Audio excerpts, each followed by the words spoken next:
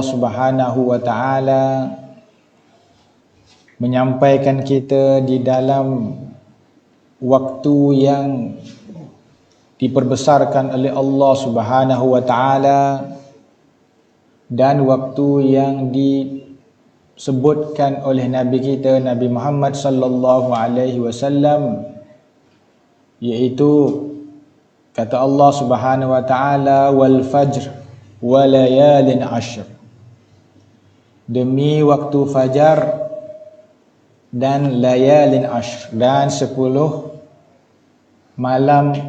Kata para ulama, maksud daripada 10 malam tersebut adalah 10 malam terawal daripada Zulhijjah. Allah telah menyampaikan kita pada malam ini dengan kehendaknya, dan menyampaikan kita pada malam ini dalam keadaan membesar dan mengagungkan Allah Subhanahu wa taala. Kita bersyukur ke hadrat Allah Subhanahu wa taala kerana diizinkan oleh Allah Subhanahu wa taala sebagai tanda cinta Allah Subhanahu wa taala meletakkan kita di dalam majlis ini pada waktu ini. Berapa banyak orang-orang yang menginginkan untuk hadir di dalam majlis seperti ini, apatah lagi di dalam waktu yang digandakan oleh Allah Subhanahu wa taala ini, tetapi tidak diizinkan oleh Allah Subhanahu wa taala. Dan berapa banyak orang-orang yang telah sampai dipanjangkan umur oleh Allah Subhanahu wa taala untuk mengecapi daripada 10 malam yang terawal ini, tetapi tidak diizinkan oleh Allah Subhanahu wa taala berada di dalam beramal soleh, bermunajat kepada Allah Subhanahu wa taala. Jadi kita merafakkan kesyukuran kehadrat Allah Subhanahu wa taala atas limpahan kurnia-Nya, dijadikan kita termasuk daripada golongan orang-orang yang dikehendaki kebaikannya, digandakan pahalanya oleh Allah Subhanahu wa taala. Allah Subhanahu wa taala menyebutkan di dalam Quran walayalin ashr, dan 10 malam terawal daripada Zulhijjah. Pada waktu ini, kata Nabi SAW, tidak ada amalan yang lebih disukai, lebih daripada orang yang berjihad pada jalan Allah Subhanahu wa taala. Pahalanya lebih lagi daripada orang yang berjihad di jalan Allah dan menginfakkan hartanya menurut daripada hadisnya Nabi SAW. Dan lebih lagi pahalanya daripada orang yang berjihad di jalan Allah dan tidak pulang, yakni syahid di dalam jihad tersebut. Maka orang yang menghidupkan pada 10 malam terawal ini adalah daripada golongan orang yang digandakan pahalanya oleh Allah Subhanahu wa taala. Maka sebab itulah kata para ulama, maka persiapkanlah hati kita untuk memuliakan hari yang dimuliakan oleh Allah Subhanahu wa taala. Allah memuliakannya dengan menyebutkan di dalam Al-Quran.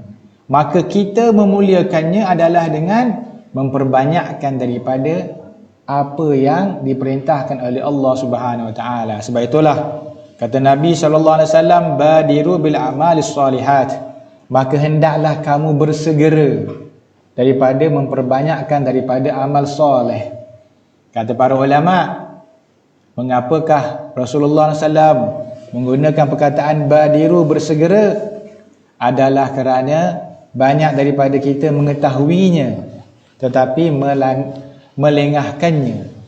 Banyak daripada kita ini telah mempelajarinya tetapi melalaikannya.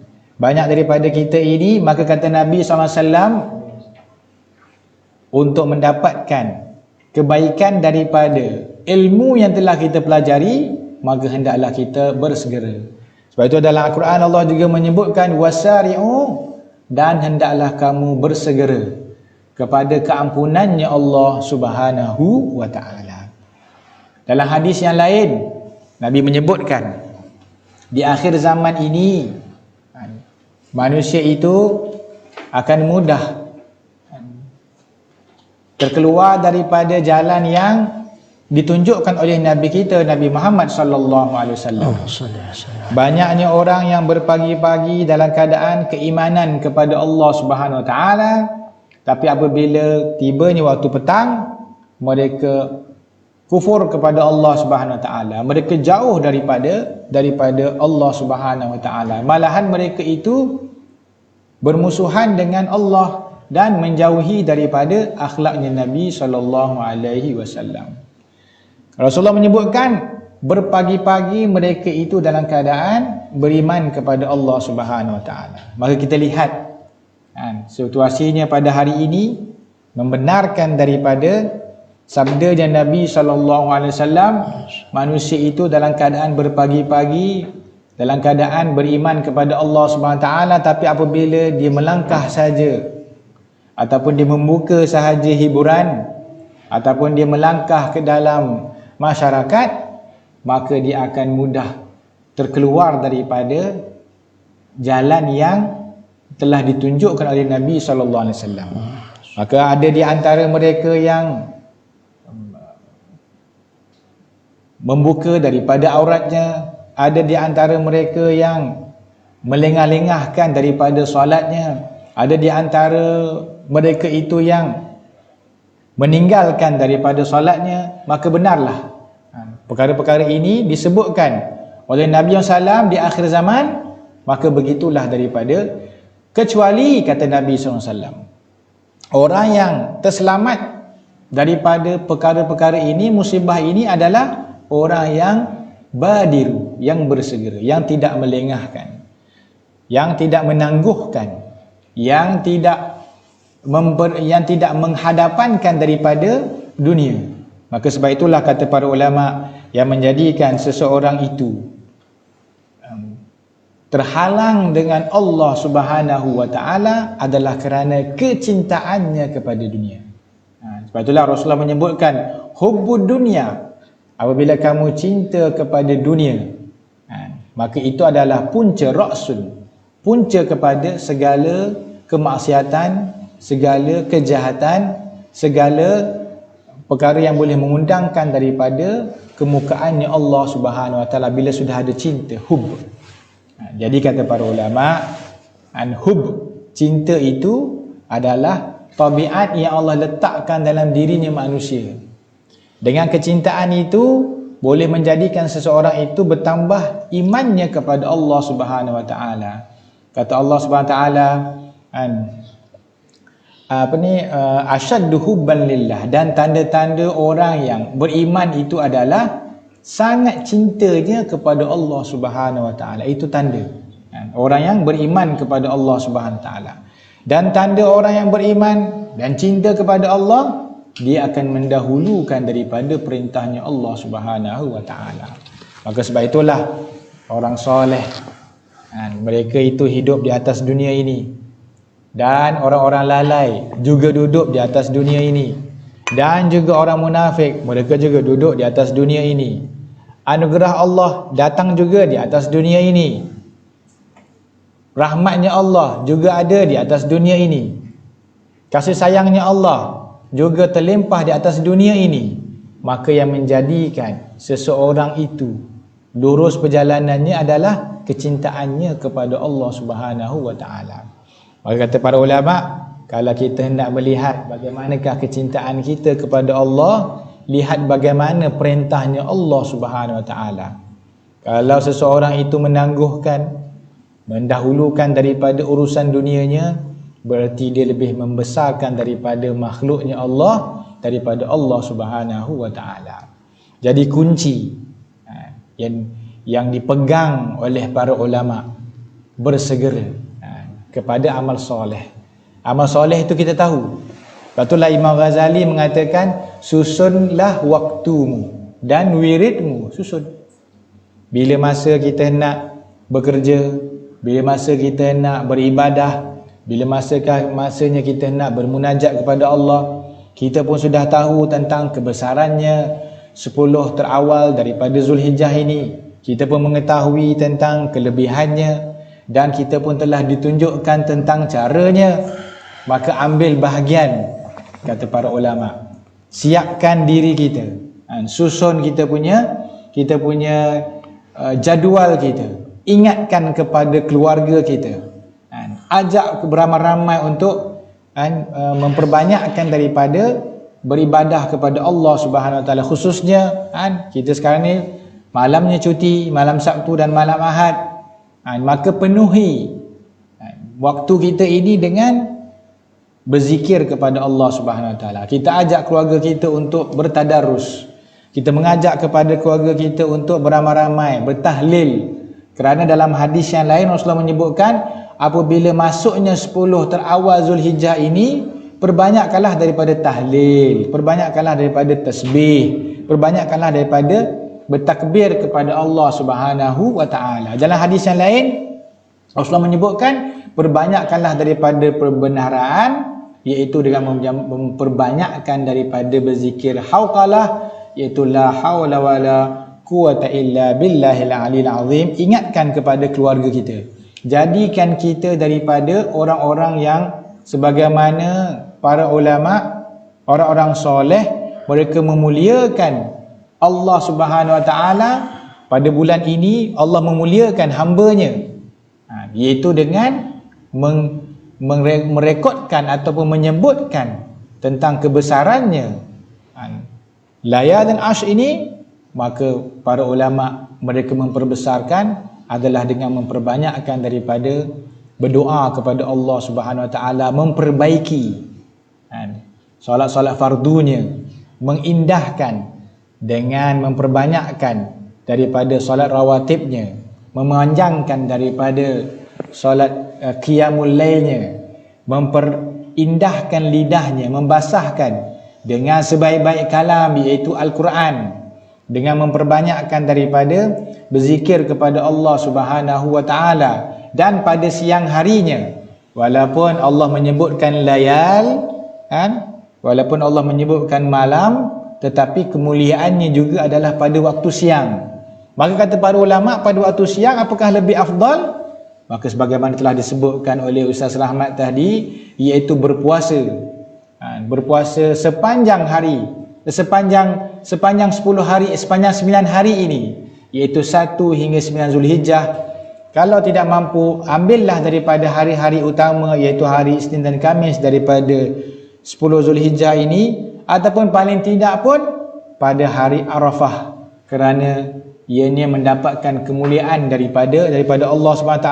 Di antara puasa sunnah yang terafdal, iaitu berpuasa pada hari Arafah, diampunkan 2 tahun, iaitu setahun yang dahulu Arafah yang lepas, sehinggalah Arafah yang akan datang, dan tahun yang akan datang, iaitu Arafah yang akan datang ini, sehingga Arafah yang tahun hadapan.